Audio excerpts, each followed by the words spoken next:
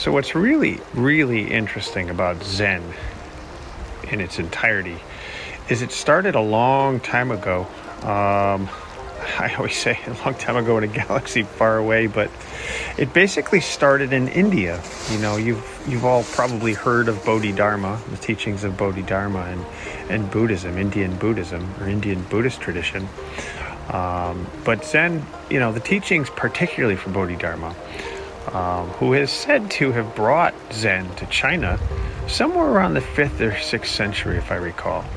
And in China, it developed as Chan Buddhism, C-H-A-N, Chan Buddhism, which emphasized meditation and direct experience. It then eventually spread to Japan, if I remember correctly, somewhere between the 10th and 12th century, and evolved into Zen, as we know today. And each culture added its own unique elements and practices along the way. So, for example, when Zen arrived in Japan, it really took root in the cultural context of Japanese life, especially with things like the samurai and the warrior class, right? So the Japanese adapted Zen in ways that emphasized things like simplicity and directedness and mindfulness in everyday activities. It really folded into their culture. And then they integrated it deeply into arts, like tea ceremonies. You've seen tea ceremonies, and Japanese calligraphy, and you've all heard of Zen gardens. So their garden design, it was really plugged into that as well.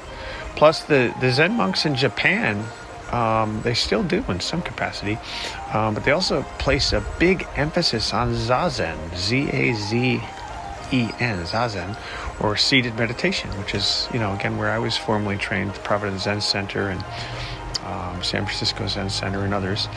It became a core practice. So it kind of blended the meditative aspects with Japanese aesthetic and cultural views, as opposed to China. The China, spelled Chan, C-H-A-N, instead of Zen. I mean, they still use Zen, but they always referred to it as Chan. It's more focused on direct meditation and spontaneity of enlightenment.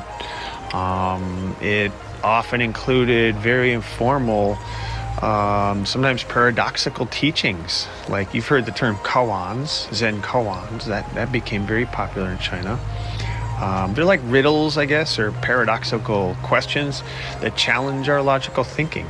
That's another part of Zen, or Chan in China.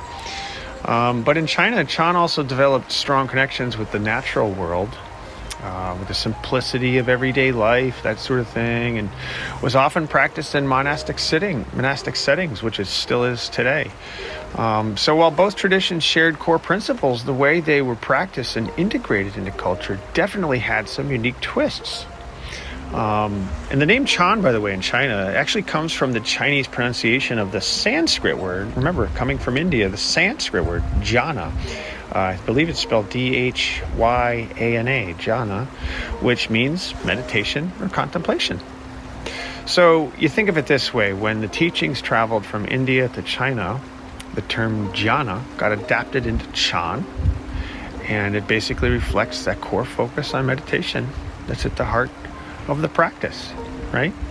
And then Zen, traveling up remember, 10th to 12th century to Japan, is the Japanese pronunciation of the same Chinese character Chan. So think Chan, Zan, Chan, Zan, Chan, Zen, right?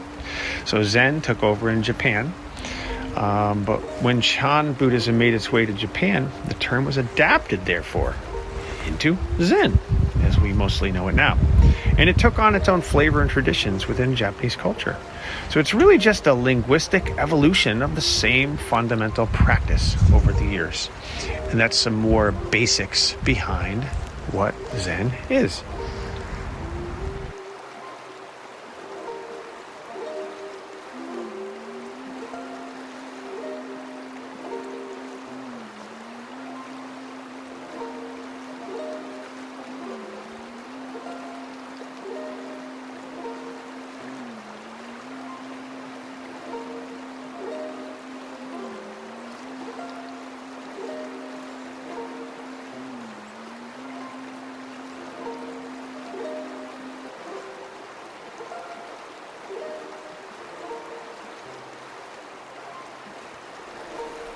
My name's Todd, Zen and spiritual practitioner for well over 40 years. My goal is to share this journey with others and help others find the best version of themselves and live an extraordinary life. Please visit toddszen.com for more. Thank you.